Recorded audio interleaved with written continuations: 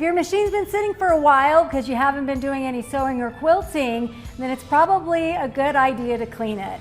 So in today's Tuesdays with Grace, we're going to go over some basic machine maintenance with you. There are lots of different tools that you can use for cleaning your machine. Your machines come with a little brush, right, and come with oil, but there are a few other ones that you can use as well so you can get into those cracks and crevices. This is one that I got at what I call the other quilting store, but basically a hardware store where it's all on a key ring and it's got all of these reusable, they kind of look like mascara brushes, so you can get into all the little nooks and crannies to clean things out, and you don't have to throw them away, they're easy to use. They also have these ones that have the more rubbery tips to them. Again, come in different sizes and shapes so you can get into all of those spaces. And even like this little one here that's more disposable for getting into some of those real tight places depending on the particular machine that you have. We're going to primarily focus on the machines that we have here at Grace, but I do want to talk a little bit about using air. So definitely check with your manufacturer and read your instruction manual to determine whether or not you should use air. But I would not use compressed air. That's one of the big debates that I see all the time, is that compressed air, because it's under pressure, when you use it, it comes out cold.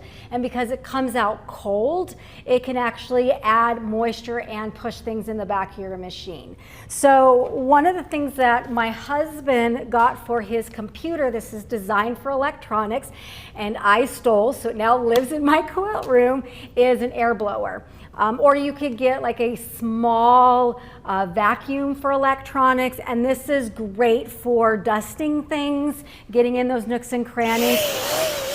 You know, it's a little loud, but I use it to clean off my frame as well and kind of blow out in between when I'm changing bobbins and stuff like that. So if you do want to use air, something like this is a better choice instead of compressed air.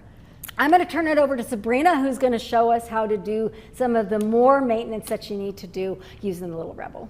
Perfect. So it's important to clean and oil your machine before every new project that you start.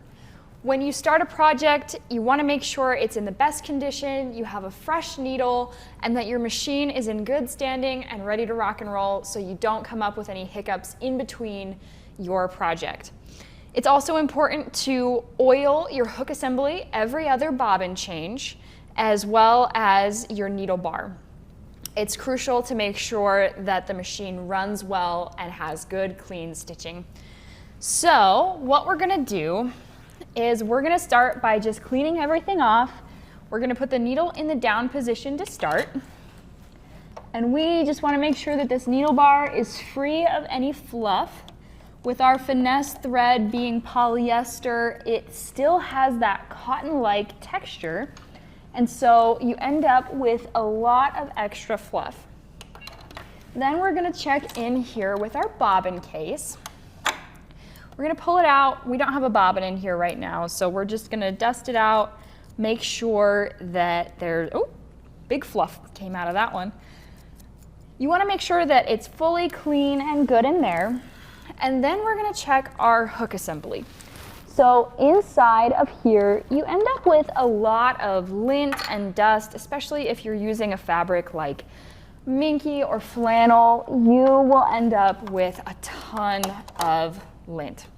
So we're just going to get that all cleaned out. You can see the big chunks of it. And the nice part about our machines is you never have to lift up the stitch plate, because you can access everything from underneath and from the side here. So it's a good idea not to take off your stitch plate. So now that we've got all of the lint we can out of our machine, we can now oil it. So what we're going to do is we are going to put a drop of oil, whoops, with the needle in the down position. We're going to put a drop of oil right here on the needle bar.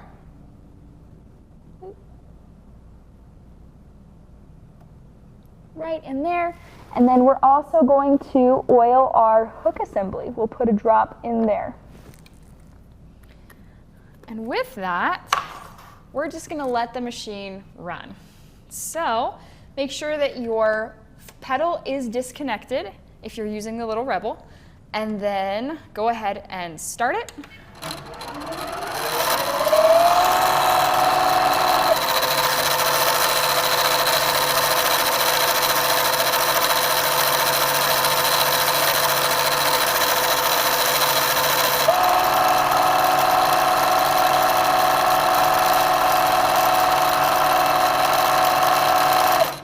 Okay, and you just want to make sure that there's no extra oil left over. But what that does is the machine oils itself. Once you have that oil on there, it spins around and the oil gets on everything that it needs to. So just make sure there's no oil left over and you are ready to sew. Now, what's nice about all of the machines at Grace is they're built very similarly. The 19 does have a cover here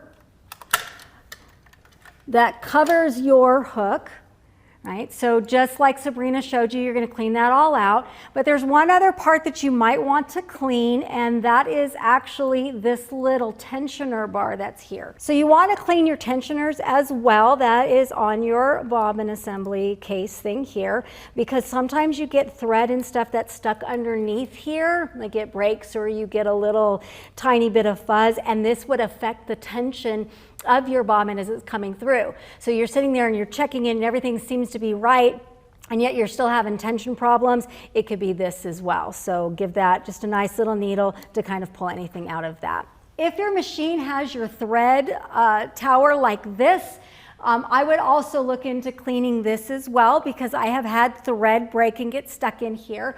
So you can use something like dental floss to get in here and get anything unstuck. That way when you thread your machine, it doesn't get caught and doesn't cause you any issues when you're doing that. Couple other places that you might want to clean, you have this little tensioner disc here. You can open that up and just get any fuzzies that can come off of that. But your main tensioner disc is here. And so we recommend that you open this all the way up to your one so that it's nice and loose and you can dust anything out of there as well.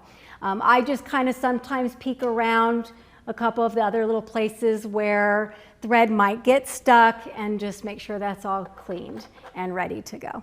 Again, be sure to check with your manufacturer for best ways to clean your machine and also for annual maintenance. Your dealer will usually have a plan with you on when you should bring your machine in so they can open it up and do a deeper cleaning than we showed you today. But now that your machine is clean and oiled, you are ready to start quilting. Join us next week on Tuesdays with Grace, where we'll talk about how to load each of our Grace frames to get the most out of your project. I'm so excited. We're almost to quilting season.